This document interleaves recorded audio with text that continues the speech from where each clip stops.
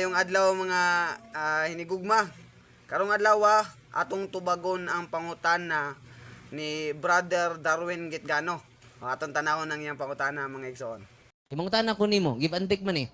Kinsa man sa mga apostoles nagpahulay og Sabado after nabanhaw si Kristo. Brad, among utanan sa ko gamay kay give and take man eh. Kinsa sa mga apostol after sa resurrection ha? Ayaw ko basahi kay nang wa pa siya mabanhaw. Human sa pagkabanhaw ni Kristo, So, matod pa ni Father Darwin mga igsoon, nangutana siya kung aduna ba'y apostolas nga nagbantay o nagpahulay sa adlaw nga igpapahulay after the resurrection of Christ. Actually, natatay kahatag nga example about the woman, silang Maria, right after the death of Christ, they rested according to the commandments right after the death of Christ. That can be found in Luke chapter 23 verse 56. Pero kay apostles man ang iyang gipangita, hatagan nato siya og tubag siyang pangutana mga igsoon.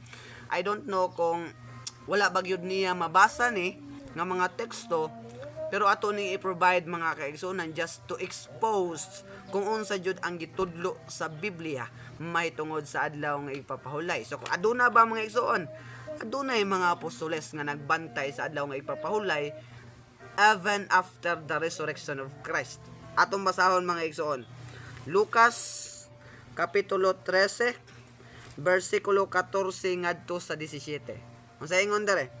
But when they departed, this is Paul and Silas, from Perga, they came to Antioch and Pisidia, and went into the synagogue on the Sabbath day, and sat down. Okay? Take note mga igsoon that the Sabbath day is the kasuguan ngadto sa mga Hudyo nga ginasunod gyud sa mga Hudyo mga igsoon. So pag-abot nila sa Antioch mga igsoon, nagsimba ang mga Hudyo sa adlaw nga igpapahulay, and Paul and Silas went into the synagogue with them and sat down with them while they are having their worship on the Sabbath day. Paul and Silas entered and sat down with them. What do you think are they doing mga igsoon? Wala sila nagsimba kauban sa mga apostoles, ay kauban sa mga Hudyo mga igsoon. Atong padayonon sa pagbasa. And after the reading of the law and the prophets, kaning reading of the scriptures, reading of the law and the prophets, these are natural part of the program of the Jews when they are keeping the Sabbath. Okay? After the reading, the rulers of the synagogue went unto them. Okay, the rulers. These are the leaders of the synagogue, saying, Ye men and brethren, if ye have any word of exhortation for the people, say on.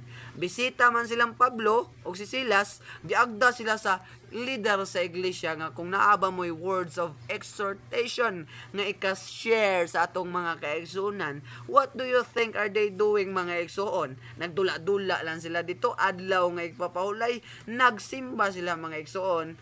But dili nato na mabasa word for word. Muna nga I'm appealing to everyone nga gamiton nato diri ang atuhang common sense ba, sentido common sa pagsabot. Okay? They are reading the laws and the prophets, asking the visitors to share some words of exhortation. Obviously, mga igsoon, if we are to use our brain, they are having a worship this time. Then Paul stood up and beckoning with his hand said, Men of Israel, and ye that fear God, give audience. The God of this people of Israel choose our fathers, and they so on and so forth. They are having worship mga igsoon. This first verse pa lang is quite obvious that Paul and Silas was keeping the Sabbath according to the commandments mga igsoon. Natubag una pa lang nga pang verse, natubag ng pangutana ni Darwin, pero dugangan ta na para mas ligon mga igsoon. Verse 42 to 44. Nag-ingon dere, and when the Jews were gone out of the synagogue, the Gentiles Take note ha, Gentiles, not Jews, besought that these words might be preached to them the next Sabbath. Okay? If Paul was teaching to them things that are against the Sabbath, supposedly these Gentile people, okay, these Gentile are supposed to be the first to say that Paul, wala na may adlaw nga igpapahulay, dili man may part sa adlaw nga igpapahulay, only Sunday, okay? Wala mga igsoon. Instead, they requested, they besought that these words, the words that Paul and Silas shared to them, might be preached to them again the next Sabbath day. So, ingon sila, balik mo sunod adlaw nga igpapahulay. Kung nagtudlo pa si Pablo og anti-Sabbath, maanaon tani sila nga balik mo sunod adlaw nga Domingo lang kay wala naman tay Sabbath. But obviously mga igsoon, Paul was not preaching to them things that are against the Sabbath. Ang ilang gitudlo, kung imong basahon ang context dere, they are preaching to them about Christ. Nya hangyo sila hindutan sila mensahe about Christ, balik mo sunod adlaw nga igpapahulay. And verse 44, and the next Sabbath day came almost the whole city together to hear the word of God. Okay? Sunod nga adlaw nga igpapahulay ni balik gid Pablo ug si Silas mga igsoon. Ug gani halos tibuok syudad nagpundok aron maminaw sa mensahe sa Ginoo sulod sa adlaw nga igpapahulay mga igsoon. Unsay gihimo nila? Nag-worship. Unsay gihimo ni Paul ug ni Silas? Nag-share about kan Jesus Christ. Nagsimba sila sulod sa adlaw nga igpapahulay. Natubag na sa pangutanan ni Brother Darwin. Napa mga igsoon natong dugangan. Ato sang kwan, padayonon sa nato ang video ni Brother Darwin kay naa pa siya dugang. Actually kaning ang iyang basahon karon nga teksto, iyan ning kwan. Di request ni sa nag-question sa iya ha.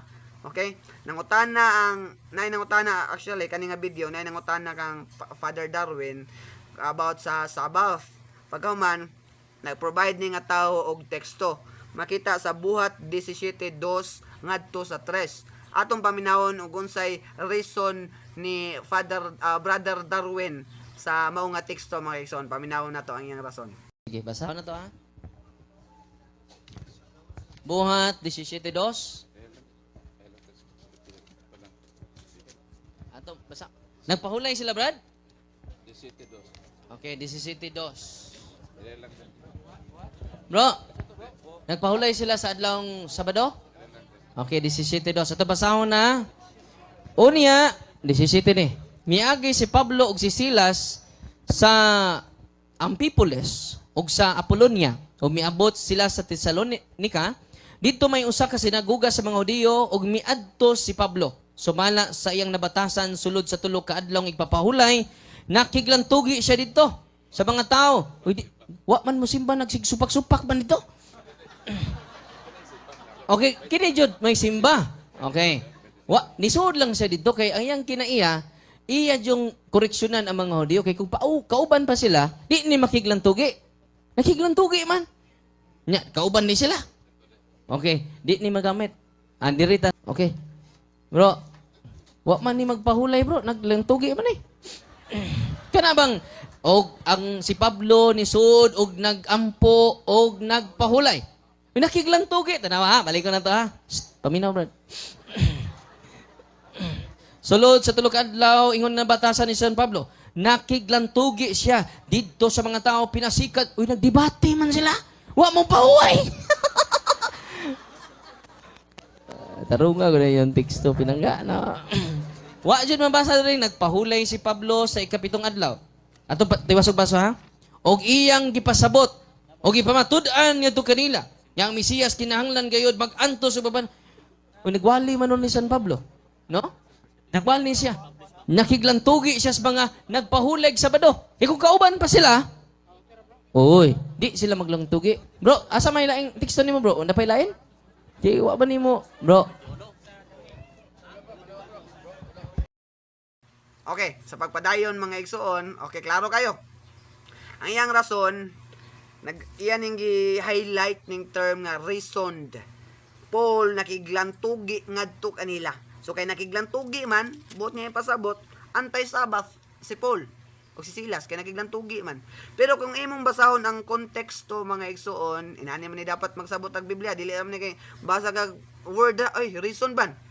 Against si Paul sa ila kay reason man. Anti-Sabbath na. Pero kung imong basahon mga igsoon, ang pagsabot nini, ibase nato sa context. Unsa may context? Okay. Sa iya nga reasoning to them. Unsa may context? Atong basahon verse 2. And Paul as his manner, according to his manner mga igsoon, buti pasabot, Hudyo man si Pablo, sugod pa siyang pagkabata, nagbantay na ni siya sa adlaw nga ipapahulay. And according to that manner, he went into them, and 3 Sabbath days reasoned with them out of the scripture. Take note this is 3 Sabbath days. Kung Paul again is preaching anti-Sabbath things, supposedly first Sabbath pa lang, wala nang tanay sunod second o third Sabbath, kaya nagtudlo naman siya anti-Sabbath. Pero obviously mga igsoon, kay dili man siya gatudlo og anti-Sabbath dari. Instead, according to verse 3, opening and alleging that Christ must needs have suffered and risen again from the dead, and that this Jesus whom Paul preached unto you is Christ. Nagtudlo siya mga kaigsuunan, not anti-Sabbath teachings, but about Jesus Christ. Muna nga, gipabalik pa siya sunod nga adlaw nga ipapahulay og ikatulo nga Sabbath, tungod kay wala siya nagtudlo og anti-Sabbath, but rather about Christ. So dili nimo pwede gamiton nga mo ana ka nag-reason si Pablo sila anti-Sabbath si Pablo, dili na Sabbath keeper si Pablo. No mga igsoon. The truth is, si Paul ni simbas adlaw nga ipapahulay, nagwali kang Kristo, gipabalik sunod nga adlaw ipapahulay og nagwali gihapon kang Kristo. Nagkeep siya sa adlaw nga ipapahulay according to his manner. In other translation, according to his custom. Klaro kay mga kaigsunan. Acts chapter 18 verse 4. Actually same context na niya, ako lang ginimbasahon para dugang referensya. And he reasoned in the synagogue every Sabbath day. Okay? Matag adlaw nga igpapahulay, nagbalik-balik si Pablo dito, reasoning to them scriptures about verse 5. And when Silas and Timotheus were come from Macedonia, Paul was pressed in the spirit and testified to the Jews that Jesus was Christ. Again, he is testifying to them that Jesus was the Christ, not teaching anything against the Sabbath. In fact, mga igsoon, he was there every Sabbath day. And take note, these are the Jews. Ang mga Hudyo, mga igsoon, gasimba na sila sa adlaw nga ipapahulay. May appeal si Pablo sa ilang simba, kay Hudyo pod siya, unya nagtudlo sa ila matag adlaw nga ipapahulay. Kung imong basahon mga kaigsuonan, according pa sa akong previous nga gibasa, mga Hudyo ran para sa mga Hudyo, there are Gentiles. Na ay mga Gentiles nga nagbantay sa adlaw nga ipapahulay. Gani, sa una natong nga gibasa kanina, nga ang mga hintil mismo mahangyo nga mobalik sila sunod nga adlaw nga ipapahulay. So klaro tataw og tin-aw mga igsuon nga ang adlaw nga ipapahulay nagpadayon nga ginabantayan ni Pablo og sa uban pa nga mga Hudyo og gani bisan mga hintil bisan pa nahuman na resurrect si Jesus Christ. So natubag ang pangutana mga igsuon. I don't know what was the intention nga nung iyahang i-out of context ang iyang pag-present ani nga mga teksto mga igsoon ni Brother Darwin, but one thing is sure mga igsoon, ang Biblia wala magtudlo nga giwala na ang adlaw nga ipapahulay ug gani giklaro gyud nga bisan ang mga apostoles nagbantay sa adlaw nga ipapahulay sumala sa kasuguan. Daghang salamat og God bless us all.